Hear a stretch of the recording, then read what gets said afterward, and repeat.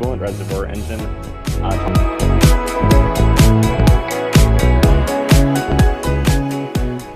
What's up, guys? This is Automotive Anonymous, and that is a 2023 Subaru Ascent Premium 7-seater.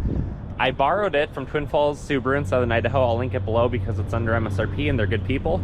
Otherwise, we're gonna get right into it with the review, go through the specs, the walk around, initial driving impressions, 0 to 60 with the GPS, and final thoughts to decide, is an Ascent potentially worth your time and money, or are you gonna look elsewhere?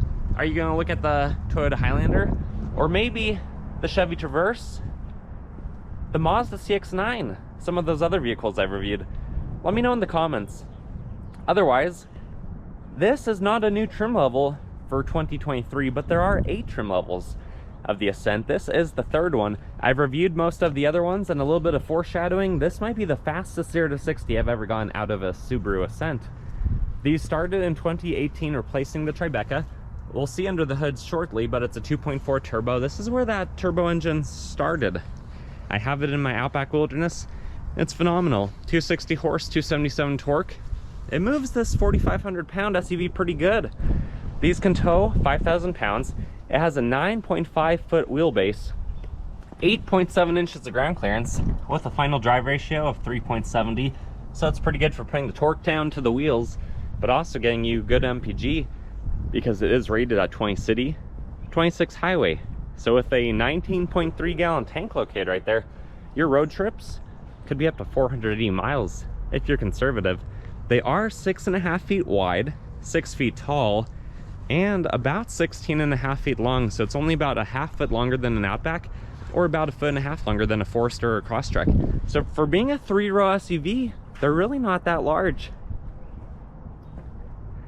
It has a 245, 60, 18 all-season tire. That looks really good. And a bunch of standard safety features between the LED headlights, the 4th gen eyesight system with the 3 cameras, heads-up display, blind spot monitoring, a bunch of airbags.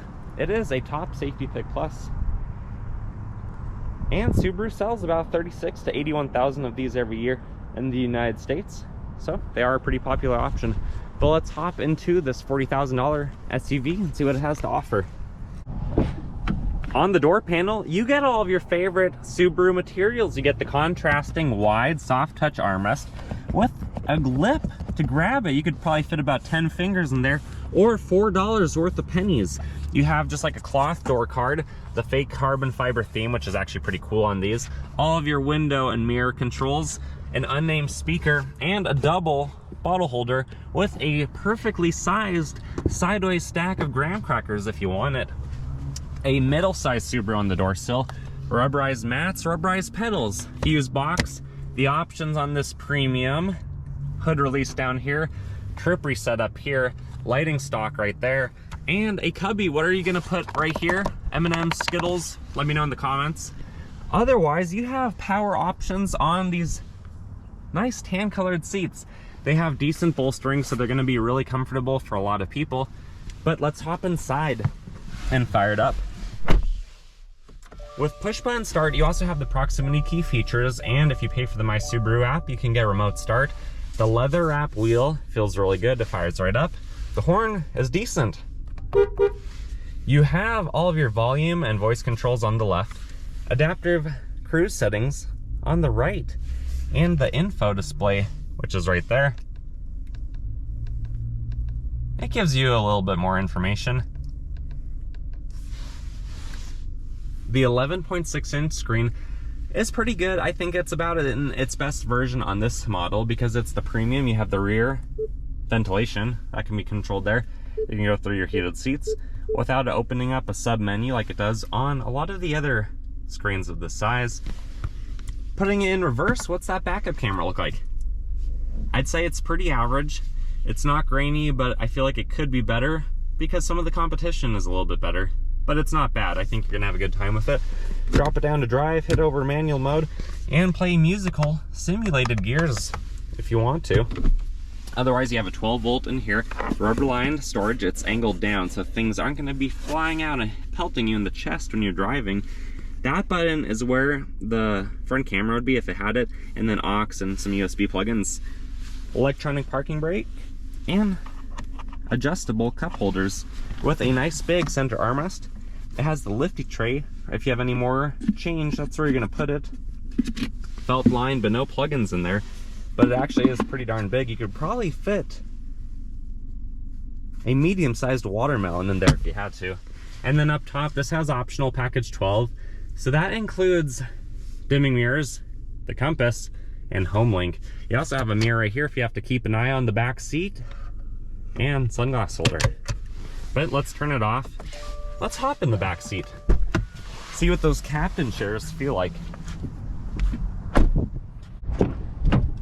On the second door, you have all your favorite materials again. All the contrasting, your own slice of the carbon fiber pie, a cup holder, which I really like, 2 bottle holders, and a little bit of extra storage for snacks, a name speaker, and then the step to get in the back, the step to get up to the rails, and then don't forget you're still driving a Subaru, even if you're a backseat captain in these captain chairs.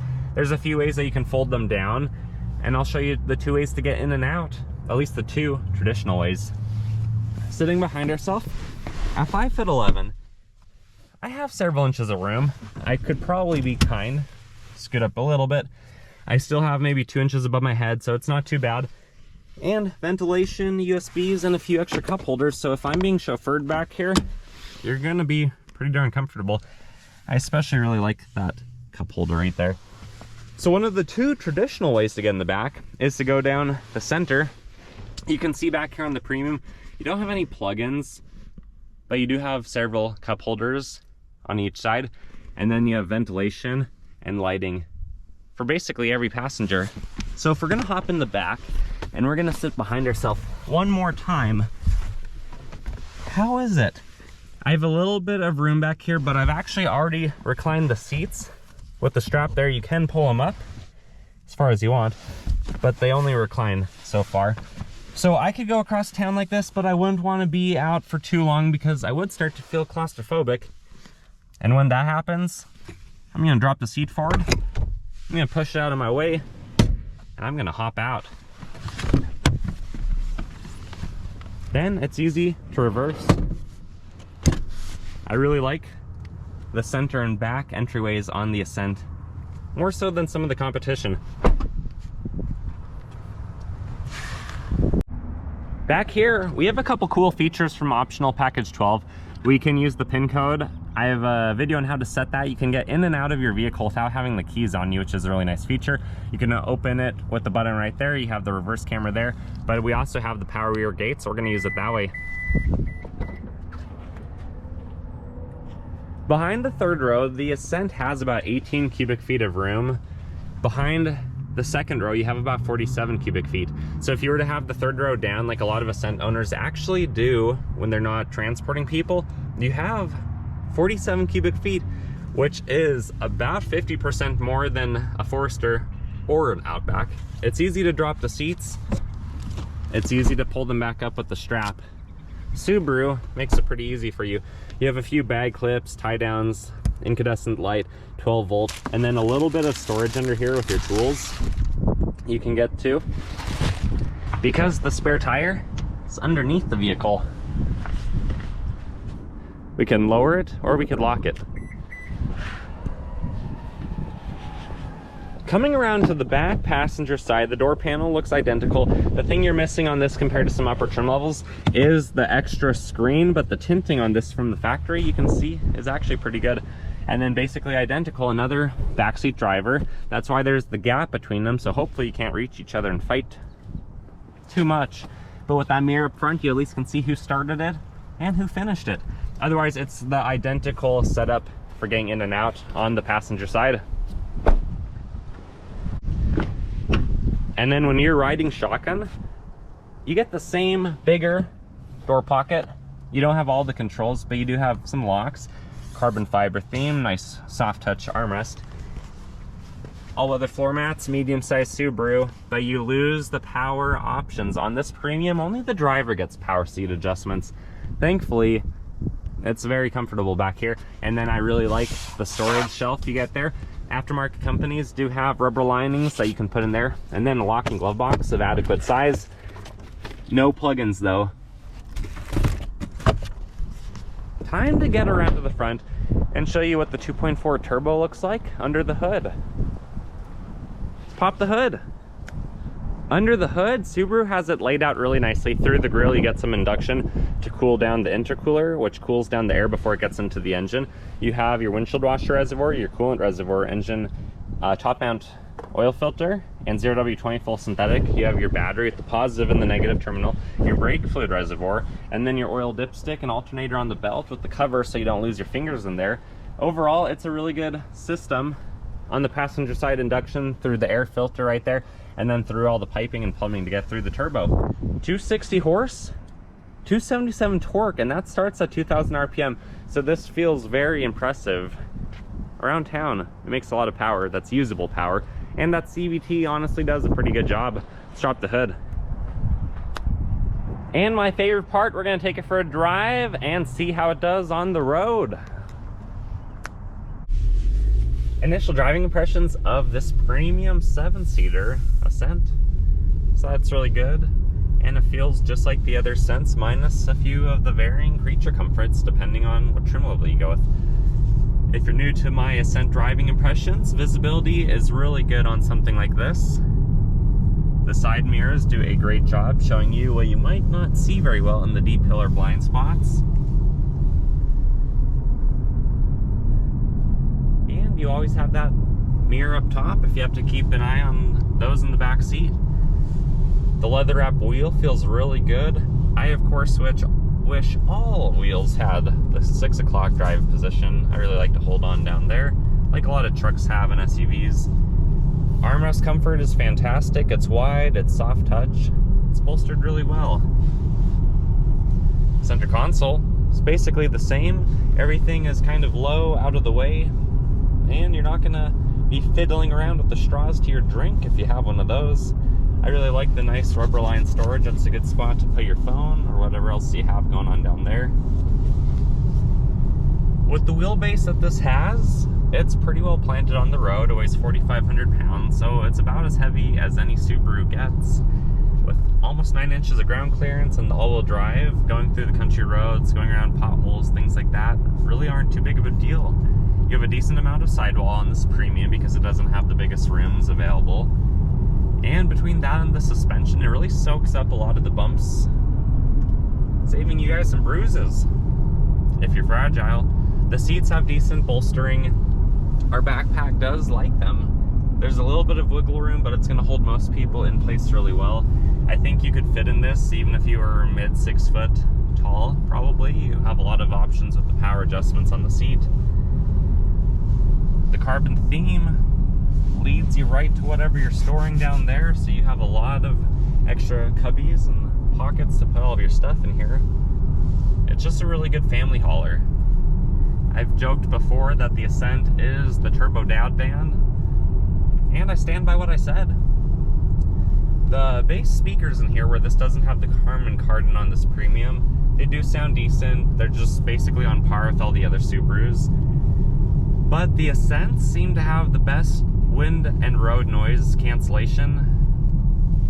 The interior of this cabin, if I'd be quiet for a few seconds, is really quite good. And that aids the speakers to helping you think that they might be better quality than they are for just being the standard factory speakers. Acceleration is fantastic with that turbo engine. I think you guys are going to be surprised what today's Ascent did at 0 to 60. The CVT holds sometimes, other times it fake shifts. Just kind of depends on your throttle input and how it recognizes you're driving, with the understanding that it also has a mindset of its own. I can't say how this does off-roading because we're not doing that today, nor are we towing, unless you count a ghost trailer back there. But I could imagine with how much low-end torque this makes, starting at around 2,000 RPM, it'd probably feel pretty decent. On the forums, I do hear a lot of owners get about 20 miles per gallon, so maybe a little bit less than what the combined average would be. But overall, it's a fantastic ride. I've driven and reviewed the Traverse, the CX-9. These also compete against things like the Highlander. And I honestly really like the Ascent. I think it does well. Those LED lights are super bright at night. And being a top safety pick, you know you're gonna be well off if anything were to happen. But with all these active and passive safety features, the blind spot, the heads-up display, all the adaptive cruise control settings you can see right there on the wheel, even having the 3 eyesight cameras, the Gen 4 system, it really does a good job. But let's get to that 0 to 60, see how fast it is. 0 to 60 in the Ascent, true altitudes, almost 4,000 feet, so even though it's a cold day today, this vehicle is down on power, still over 5%. We're going to brake grab the CVT, and then I'll verbalize the true 0 to 60 at the bottom left of the GPS graph, showing what it would do without the foot of rollout. That's the way 0 to 60s are rated by the magazine.